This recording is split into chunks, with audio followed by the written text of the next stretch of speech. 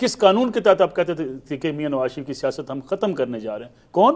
میں، اسٹیبلشمنٹ اور عدلیہ مل کر. یہ جب آپ ایگزامپل دے رہے ہیں نا، یہ جو تھوڑی دیر پہلے بھی ایگزامپل دی گئی ہے، وہ آپ کا نقطہ یہی ہے کہ جی خان صاحب نے ماضی میں اسٹیبلشمنٹ کے کندھے پہ بیٹھ کے عدلیہ کا ہاتھ مروڑا ہوا ہے، ایسے ہی ہے نا، عدلیہ کو استعمال کیا ہوا ہے. اس میں ایک پرابلم پتہ کیا ہے، اس ٹیکنیک میں اور یہ اس دلیل میں جو پرابلم ہے وہ یہ ہے کہ آپ اس کے ذریعے نظام انصاف کے اندر یہ جو پولیس مقابلے کا کانسیپٹ ہے نا، آپ اس کو ایکچولی صحیح ڈکلیئر کر دیتے ہیں کہ جی وہ ڈاکو تھا، ہم نے گرفتار کیا، باہر لے کر گئے، ایک منٹ، ہم جنگل میں لے کر گئے اور اس کو گولی مار دی، وہ ڈاکو تھا، ہم نے گولی مار دی. تو اسی طرح کیونکہ خان صاحب نے ماضی کے اندر سب کچھ کیا ہوا ہے تو ٹھیک ہے، اس کے ساتھ جو کچھ ہوتا ہے. سوال یہ پیدا ہوتا ہے کہ آپ نے لوٹ مار کے، فرض کریں ڈکیٹی کر کے، آئین قانون توڑ کے ایک بڑی امپائر کھڑی کر لی ہے، آپ اس امپائر کو لے کے بیٹھ کے کہتے ہیں اب بھول جائیں جو میں نے آئین توڑا تھا، قانون توڑتے اس کو بھول جائیں، میری امپائر بن گئی، اس کو چلنے دیں.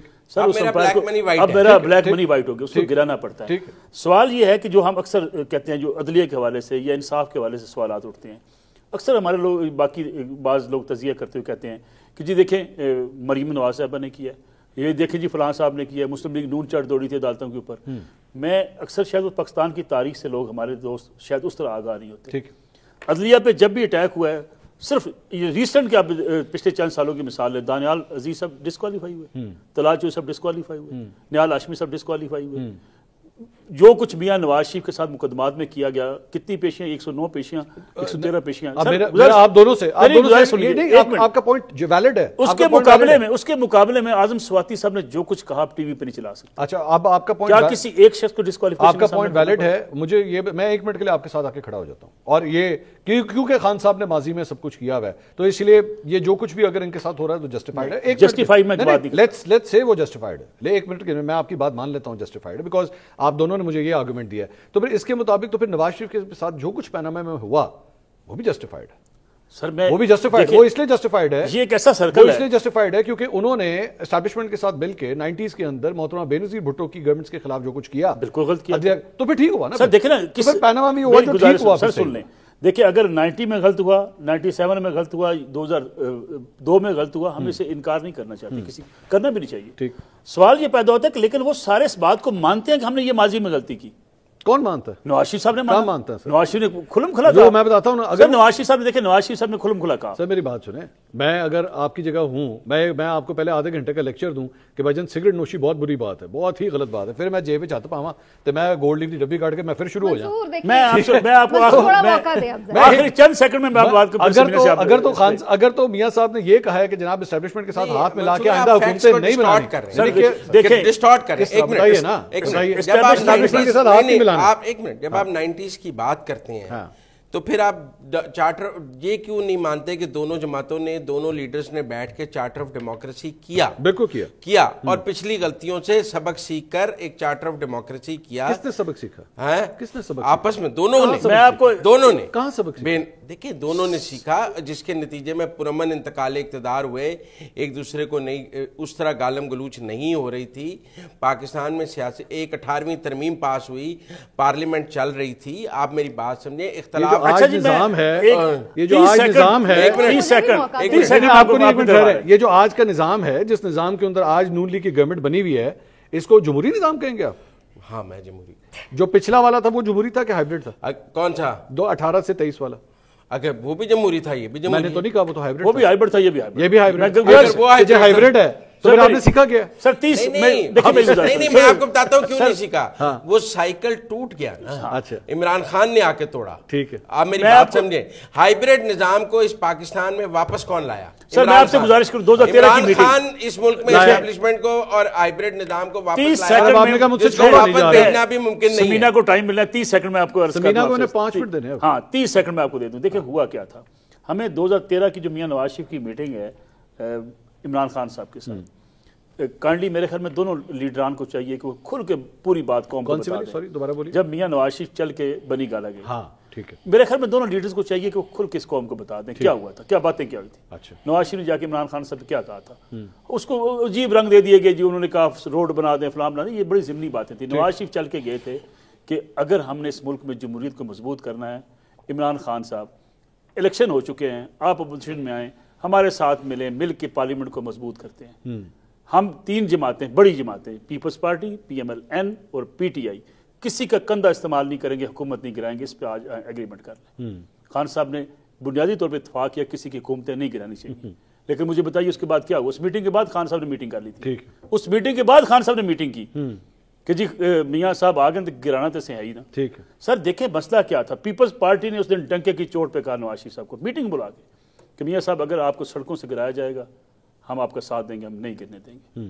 پارلیمنٹ کے اندر سے آپ کو گرایا جائے گا اس کی ہم ذمہ داری نہیں لیتے, لیکن اگر آپ کو روڈز کے اوپر دھرنے کے ذریعے آپ کو گرایا گیا, پیپلز پارٹی کسی دھرنے کا کسی اسٹیبلشمنٹ کی سوچ کا ساتھ یہ ریسنٹ آپ کو رہے ہو, یہ 2013 کے فیصلے. اچھا 2013 کا. اچھا سر اگر اس وقت یہ فیصلے ہو جاتے, میں سمجھے جو عمران خان صاحب, اگر عمران خان صاحب اس وقت یہ شرط نہ رکھتے, میں آپ سے عرض کرنا چاہتا ہوں کہ وہ شرط یہ تھی کہ ان دونوں جماعتوں کا ستیہ ناش کر دیں, ان کی سیاست ختم کر دیں, ان کے خاندان کو ایسا ثابت کر دیں کہ یہ چور ڈاکو اس ملک میں سمینہ کو اور میرے لیے میدان صاف کر دیں. سمینہ آپ کے پاس بہت مٹیریل ہے جس پہ میرے خیال میں آپ کامنٹ کرنا چاہیں گے, لیکن آئی ول چینلائز اٹ, اور وہ یہ ہے جو لب لباب ہے دونوں افراد کی گفتگو کا, وہ یہ ہے کہ جی ماضی کے اندر نا خان صاحب نے بہت زیادتی کی ہوئی ہے جمہوریت کے ساتھ. آپ ہنس کیوں رہی ہیں, آپ ہنس کیوں رہی ہیں, میرا سوال تو پورا ہونے دیں.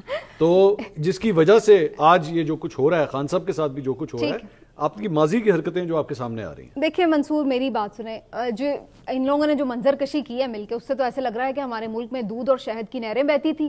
جمہوریت ایسی مثالی تھی کہ باہر کے جو دنیا کے جمہوری بڑی بڑی جمہوری حکومتیں ہیں وہ پاکستان کو فالو کر رہی تھیں کہ بھئی کیا آئیڈیل جمہوریت ہے پاکستان میں.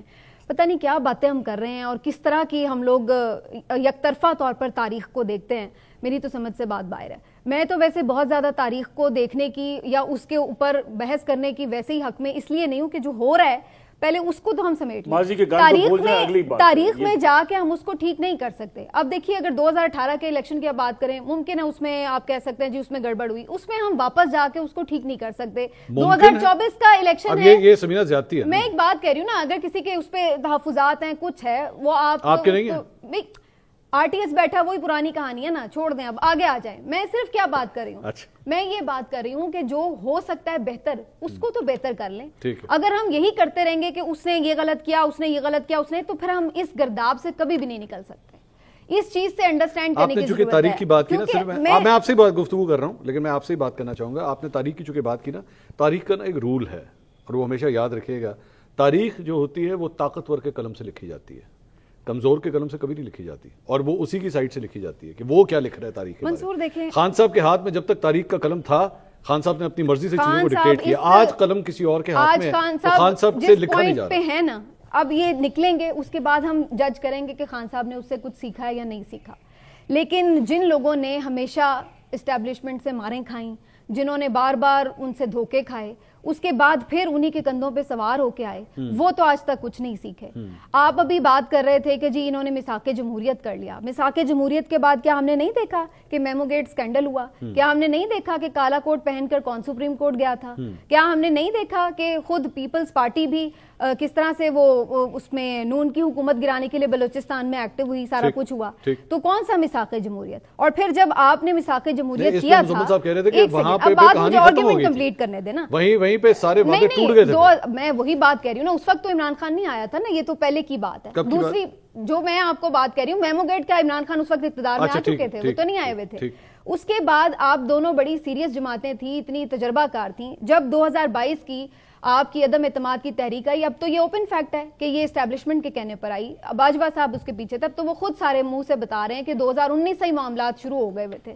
تو پھر آپ اس وقت کیوں کندھا بن رہے تھے اسٹیبلشمنٹ کا, کیوں آپ ان کے کہنے پر لے کے, اتنی آپ جمہوری جماعتیں تھیں 2019 میں, جی, تو آپ کو کیا ضرورت تھی کہ آپ اسٹیبلشمنٹ کے ساتھ یہ آج تو یہ بڑی بات کرتے ہیں جی ہم سے بات کریں, آپ کیوں اس وقت پھر اسٹیبلشمنٹ سے بات کر رہے تھے؟ مریم نواز, ایک منٹ نا ملک صاحب, اس وقت مریم نواز کیوں کہتی تھی کہ ہمارا تو مقابلہ تم سے ہے ہی نہیں, ہم تو تم سے بات ہی نہیں کریں گے, ہم تو تمہارے لانے والوں سے بات کریں گے. آپ اس وقت یہ باتیں کرتے تھے, پھر آپ اتنے جمہوری تھے تو پھر آپ نہ اپنے طور پر سیاست کرتے, نہ پھر ان کے کندھوں پر سوار ہو کے ان سے ڈیلیں کر کے آپ کیوں باہر گئے. اور آج بھی آپ کمپرومائز کر کے ہارے ہوئے हारे हुए इलेक्शन में आप आके बैठ गए कि जी हमें हुकूमत दे दें, कॉम्प्रोमाइज आप इतने हैं कि अपनी मर्जी से आप कैबिनेट नहीं लगा सकते। अब सूरत हाल ये है कि दोनों हलकों से नवाज शरीफ साहब खुद हारे हुए हैं और जीते हुए बैठे हुए हैं। खान साहब भाई, मैं तो कह रही हूँ खान साहब की सारी बातें मैंने मानी कि गलत की उन्होंने। अब आगे आप ये बात भी माने कि खान साहब भी जमहूरी नहीं थे ना, हम ये तो एक्सेप्ट करें भाई, हमारे ये है ना वो थे। अब मैं जो आपको बात कहने लगी ना, हमारे मुल्क में कभी भी ट्रू डेमोक्रेसी तो रही ही नहीं है। कौन कह रहा है ये कि कभी रही है? कभी भी नहीं। अब आने लगी, जो नहीं, अभी भी नहीं आने लगी।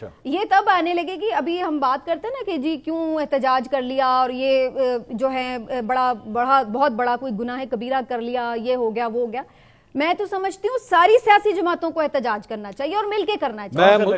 ये हकीकी आजादी के लिए वहीं जहां से उन्हें जमहूरियत को नहीं पनपने दिया जाता वहीं करना चाहिए। इसमें नून को इस वक्त सबसे ज्यादा करना चाहिए, क्योंकि ये सबसे ज्यादा इस वक्त कॉम्प्रोमाइज है, जो हुकूमत में है लेकिन फैसले नहीं कर। जमहूरियत में भी ब्रेक आती है इस वक्त PMLN, जमहूरियत में ब्रेकें आती हैं। अब यहाँ पे भी ब्रेक का वक्त हो गया। मुजम्मिल साहब जो है वो जवाब देना चाह रहे हैं, मुझे उनके चेहरे से लग रहा है कि बहुत ज़्यादा तज्जिया वो करना चाह रहे हैं, उनसे बर्दाश्त नहीं हो रहा। हम ब्रेक लेते हैं, ब्रेक के बाद उन्हें मौका देते हैं।